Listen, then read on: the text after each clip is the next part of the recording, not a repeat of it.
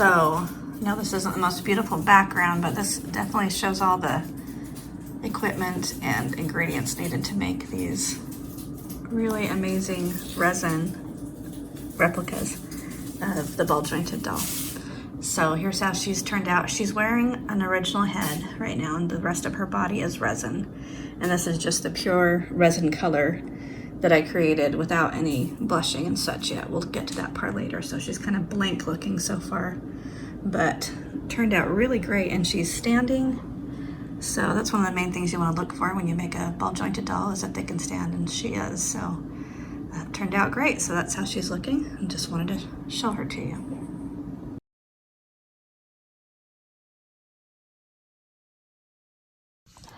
All right, so when you are casting your doll in resin, you end up with a bunch of your original pieces. I have a little bit of clay and such on them where we had to seal off the holes for it. So I'll need to go through and clean those up again so we can assemble her back into a doll. And then also you end up with all these resin pieces that need to be cleaned up, but in a different way. We just need to trim off all the extra resin so they look nice and clean.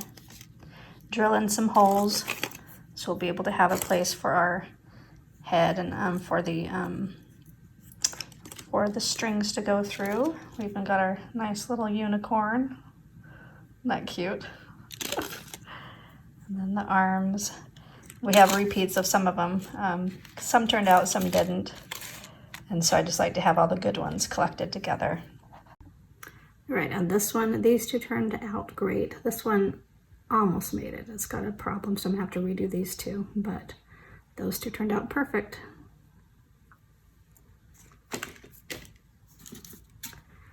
And then this is the one we've been having trouble with, and it seemed like it didn't fill in all the way this time either, so next time I'm going to only be casting this piece so I can completely give it my focus. Oh, it was definitely better. Hey, we got several of them. I think it's just a couple that didn't make it. I've got a problem with this guy, and this guy. But we've got our horn, and our shoulders look like they turned out great too, so that's good. Might be a little bubble at the end of that one, I can't tell. That's much better, so we're making some real progress now. Next time should work, third time's the charm, right?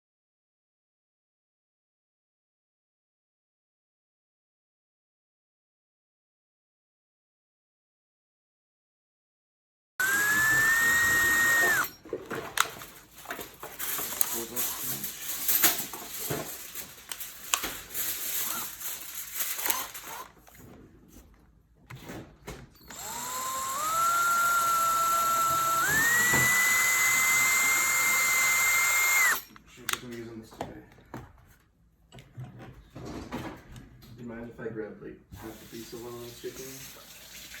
Go ahead. Oh, I give them some to cool off first, because let me cool off after you cook. Right. In like a couple minutes you can.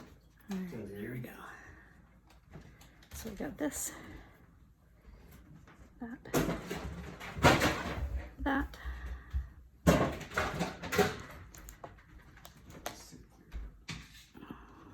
and that. Maybe just draw and get a hole into that one.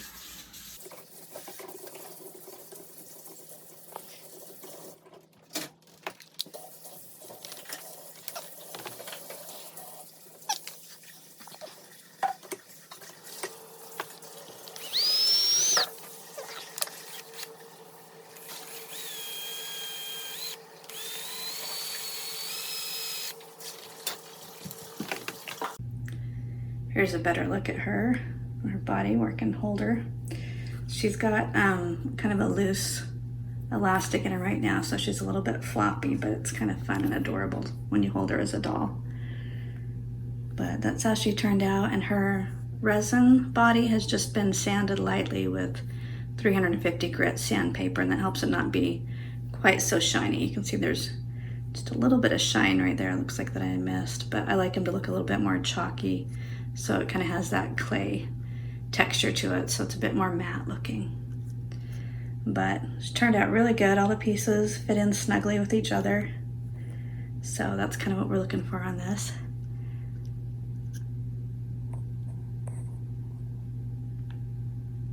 Hope you've enjoyed having a peek at how we put together this resin doll.